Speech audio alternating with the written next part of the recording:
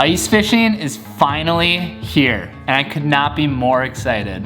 I just got back from a trip up north to Bro Country, hanging out with my good buddy Brian Brosdahl. We got into a solid multi-species early ice bite, and man, all I can say is that I had a lot of fun. It was really exciting, and teaser alert, we caught some really big fish. So make sure you stay tuned. That's what this video is all about, is heading out on early ice. We're gonna share a few tips and we're gonna show you some big fish. Stay tuned.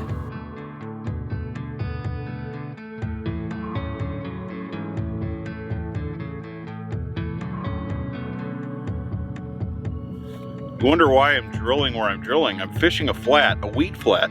In the summertime, it's a jungle.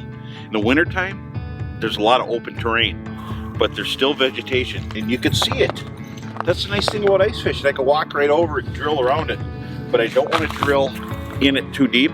Big perch and walleyes can tangle around it, so I just go a little bit away from it. And all my holes are on big weed beds. Looks like tall cabbage, and some of it's still green, so this is gonna be a good spot. All right, now that we've got a little bit more insight on why Bro is drilling his holes where, let's take a look at the first bait that he drops out on early ice. How many rods can you fit in a bucket? I'm gonna go with the Buckshot UV. I love electric perch, and if you try it, you'll love it too. I've had really good luck on this one, and especially in the middle of the day. And I might try some other colors, but I'm gonna start with this one. Now, as Bro stated, we were fishing in and around shoreline connected weed beds, specifically cabbage. And this time of year, there's not quite as many weeds as there were in summer or even early fall, but the stuff that's still there can be absolute fish magnets. And there's a few reasons for that, but number one is because it's usually chock full of bait. You know, there's a lot of insect life, minnows, shrimp even. You know, not in huge numbers like it is in a more alkali lake, but there's a lot of food to eat. And when you get a cold front, sometimes, like right now, it's coming up to kiss it, but it definitely likes the color. It's obvious that they're coming up to this bait, but they're a little bit more neutral, so this is a good candidate for downsizing or even switching to waxworms for big jumbo perch, and surprisingly catch a lot of walleyes using waxworms. In the wintertime, we don't have leeches, and a lot of people don't use crawlers. Waxworms are the leeches and crawlers of winter. Now, it was a little bit chilly out there while we were fishing, and cold fronts like these can often make the bite a little bit tough, but you know, we kept on jigging, we kept on fishing, and eventually things started to heat up as we got closer to lunchtime. Yeah, all right. Whoa, look at that one. Oh, that's a nice one. Nice jumbo perch.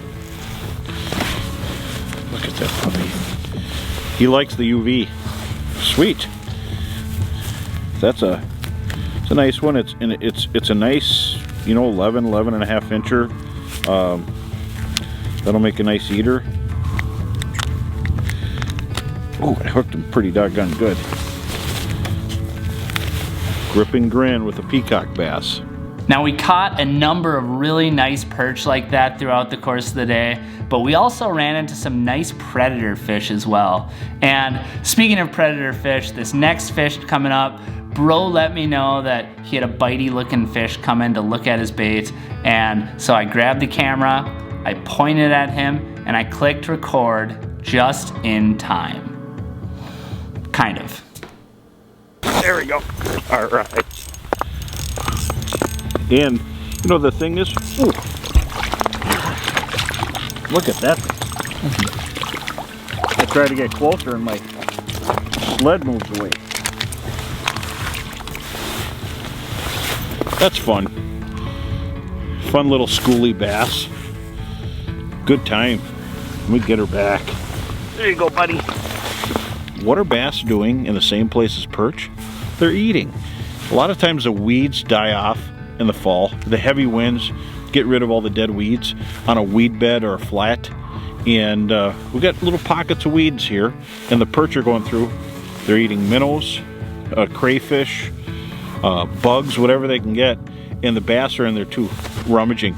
As winter progresses, a couple weeks, the bass will move off, and we'll hit the muddy basin area where the hard bottom meets that.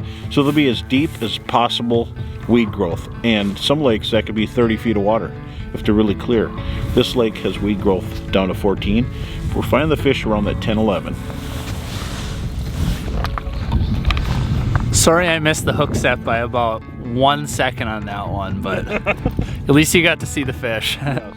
You know, the thing is, when you're targeting both walleyes and perch and kind of leaving it open for anything that bites, you got to use the right sized bait. And I've been using a half a minnow, or what we call the bloody torso, but I've been switching between waxworms and maggots. Waxworms get picked clean by the small perch, and you don't really have to worry if a walleye comes up and you got this on. They're going to eat it. They're not going to question it, but it's just waiting for the prime time. And dark days, to me, on the ice, if you got a little bit of, like right now we got a little smattering of snow and opaque ice, so it's not, the sun wouldn't go through like it would at a normal time, and so a little bit more sun helps. But cloudy is nice. It's nice for shooting, for one thing, but we might get an early rush of walleyes, and we don't have to wait till, you know, the wolves start howling at the moon tonight. We can maybe get an opportunity. But either way, if I catch jumbo perch, a couple of giant bass, I'm having a great day. All right, now get ready for a serious tanker to hit the ice.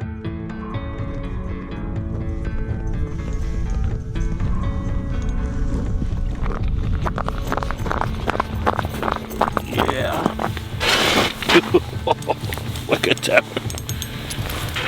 Look at that beast. Lovely. Just love catching these things. Just dogging it down there, and we'll let that one go. We've got some nice males, but these big females, they got that puff belly. Let some of them go, especially when they're that fat. Yeah. You know, it's been a great day today, and camera guy Nick Lindner has been running with the camera, but he's been fishing too, and he nailed a monster bass. Monster by all terms. Even in the summertime it'd be a monster bass. I would just love the few tournaments that I do for bass to have a kicker fish like he got. It was giant, a true 6+ pound fish. Barely fit through the hole. Made my day just to see it. This is a 6-inch hole. This thing barely squeezes through. Take a look. Whoa. This is possibly my biggest bass in Minnesota. Through the ice. How crazy is that? But seriously, like, I gotta say, like, this thing might be like 6 pounds possibly. We don't have a scale, but easily. This is insane fish. Look at how fat. Just a giant so fish. Thick.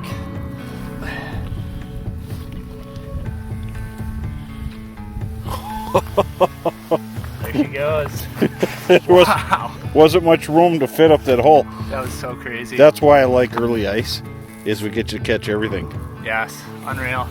Fun. Not gonna lie, I could have called it a day after catching a fish that big. How cool is that? Such an awesome experience. But that said, the action was not over yet. He actually got it. Oh, what a light bite. I actually switched to waxworms. Ooh.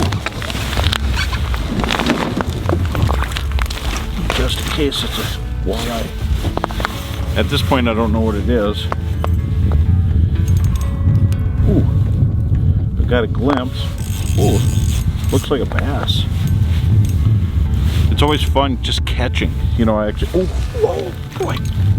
Come on, baby. Look at that thing. What a beauty. Love it. Fun to catch those. Fun to catch them anytime, summer or winter. I'm gonna get her back right away. Love it. We're catching perch. We're catching, now I got a bass. Seeing a few pike and other mystery lines. Getting out on the ice is fun. If we were in a boat right now in cold front conditions and the fishing was tough, we'd just be moving around not catching anything. There's something about Finesse and sitting right over them. You catch more fish in the wintertime, I believe. Needless to say, I might have to sneak back to that little honey hole for some spring largemouth bass fishing, but unfortunately, that can't happen for another 5 months or so. So we're gonna stick to ice content for now. That big girl hit, let's see if I can get it in focus. This guy right here, a rattling puppet minnow, in pink of course. Now, earlier this week, I went up to Red Lake and I caught some fish on this exact same bait, and I'm definitely a fan of it. It's pretty awesome.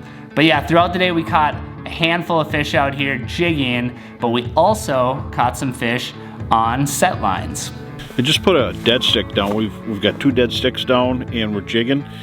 Dead sticks are big time producers of numbers during cold fronts.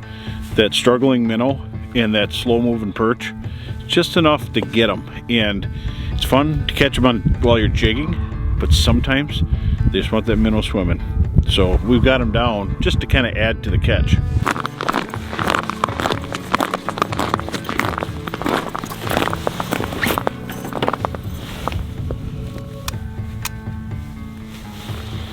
Yeah, you gotta love it. Surprise! There's a string attached. Oh, look at that hound. That's a big old hound. Yeah. More than a handful. Big, beautiful fish. We'll let that puppy go.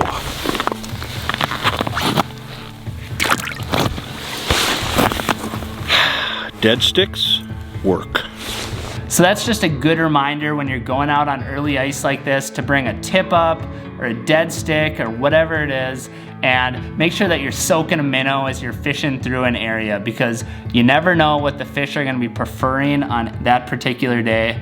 So anywho, I wanna thank all of you guys for watching this video. If you learned something and you wanna see more videos like this, we got a bunch of ice fishing content coming up from the Northland crew.